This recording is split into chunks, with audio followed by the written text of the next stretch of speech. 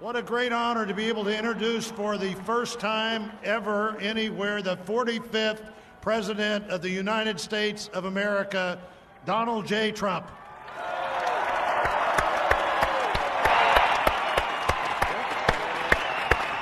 I get that one right?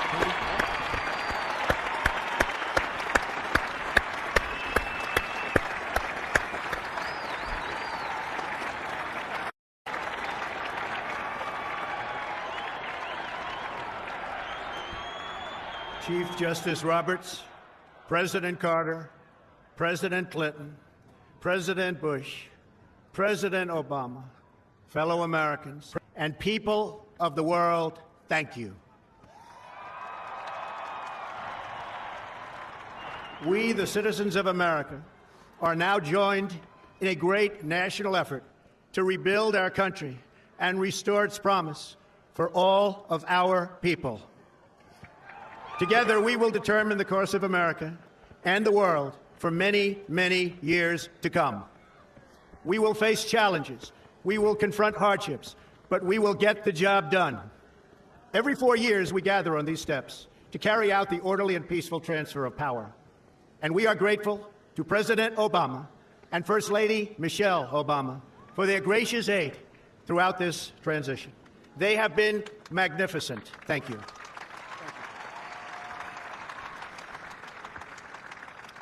Today's ceremony, however, has very special meaning, because today we are not merely transferring power from one administration to another or from one party to another, but we are transferring power from Washington, D.C., and giving it back to you, the people.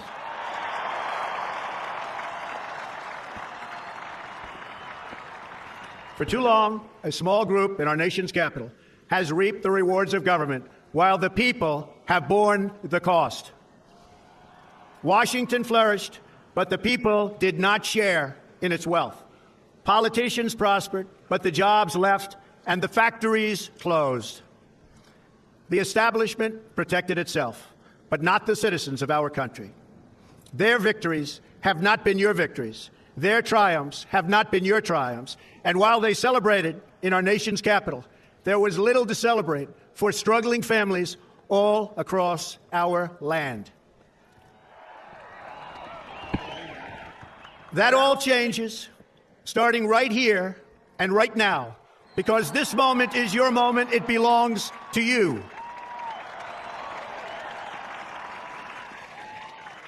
It belongs to everyone gathered here today and everyone watching all across America. This is your day. This is your celebration. And this, the United States of America, is your country. What truly matters is not which party controls our government, but whether our government is controlled by the people. January 20th, 2017 will be remembered as the day the people became the rulers of this nation again. The forgotten men and women of our country will be forgotten no longer. Everyone is listening to you now. You came by the tens of millions to become part of a historic movement, the likes of which the world has never seen before. At the center of this movement is a crucial conviction that a nation exists to serve its citizens. Americans want great schools for their children, safe neighborhoods for their families, and good jobs for themselves. These are just and reasonable demands of righteous people and a righteous public. But for too many of our citizens, a different reality exists. Mothers and children trapped in poverty in our inner cities, rusted out factories scattered like tombstones across the landscape of our nation, an education system flush with cash, but which leaves our young and beautiful students deprived of all knowledge, and the crime, and the gangs, and the drugs that have stolen too many lives and robbed our country of so much unrealized potential. This American carnage stops right here and stops right now.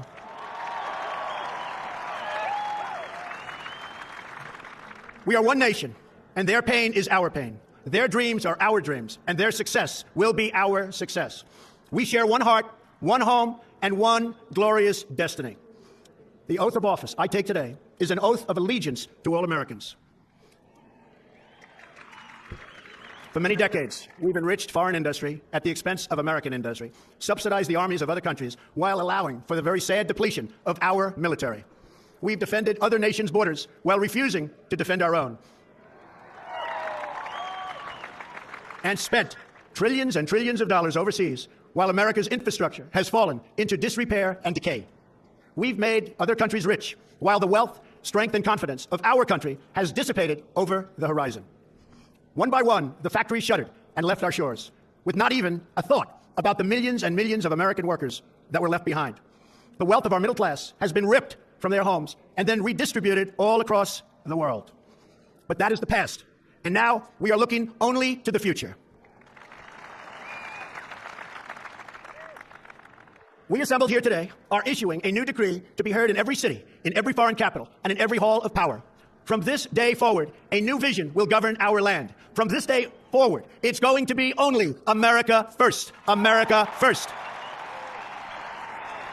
Every decision on trade, on taxes, on immigration, on foreign affairs will be made to benefit American workers and American families. We must protect our borders from the ravages of other countries, making our products, stealing our companies, and destroying our jobs. Protection will lead to great prosperity and strength. I will fight for you with every breath in my body, and I will never, ever let you down. America will start winning again, winning like never before. We will bring back our jobs. We will bring back our borders. We will bring back our wealth, and we will bring back our dreams. We will build new roads and highways and bridges and airports and tunnels and railways all across our wonderful nation. We will get our people off of welfare and back to work, rebuilding our country with American hands and American labor. We will follow two simple rules: buy American and hire American. We will seek friendship and goodwill with the nations of the world, but we do so with the understanding that it is the right of all nations to put their own interests first. We do not seek to impose our way of life on anyone, but rather to let it shine as an example. We will shine for everyone to follow. We will reinforce old alliances and form new ones and unite the civilized world against radical Islamic terrorism, which we will eradicate completely from the face of the earth. At the bedrock of our politics will be a total allegiance to the United States of America. And through our loyalty to our country, we will rediscover our loyalty to each other. When you open your heart to patriotism, there is no room for prejudice. The Bible tells us how good and pleasant it is when God's people live together in unity. We must speak our minds openly, debate our disagreements honestly, but always pursue solidarity. When America is united, America is totally unstoppable. There should be no fear. We are protected, and we will always be protected. We will be protected by the great men and women of our military and law enforcement. And most importantly, we will be protected by God. Finally, we must think big and dream even bigger. In America, we understand that a nation is only living as long as it is striving. We will no longer accept politicians who are all talk and no action, constantly complaining but never doing anything about it. The time for empty talk is over. Now arrives the hour of action. Do not allow anyone to tell you that it cannot be done. No challenge can match the heart and fight and spirit of America. We will not fail. Our country will thrive and prosper again. We stand at the birth of a new millennium, ready to unlock the mysteries of space, to free the earth from the miseries of disease, and to harness the energies, industries, and technologies of tomorrow. A new national pride will stir ourselves, lift our sights, and heal our divisions. It's time to remember that all wisdom our soldiers will never forget, that whether we are black or brown or white, we all bleed the same red blood of patriots. We all enjoy the same glorious freedoms, and we all salute the same great American flag. And whether a child is born in the urban sprawl of Detroit or the windswept plains of Nebraska, they look up at the same night sky, they fill their heart with the same dreams, and they are infused with the breath of life by the same almighty creator. So to all Americans, in every city, near and far, small and large, from mountain to mountain, from ocean to ocean, hear these words: you will never be ignored again. Your voice, your hopes, and your dreams will define our American destiny. And your courage and goodness and love will forever guide us along the way. Together, we will make America strong again. We will make America wealthy again. We will make America proud again. We will make America safe again. And yes, together, we will make America great again. Thank you, God bless you, and God bless America. Thank you. God bless America.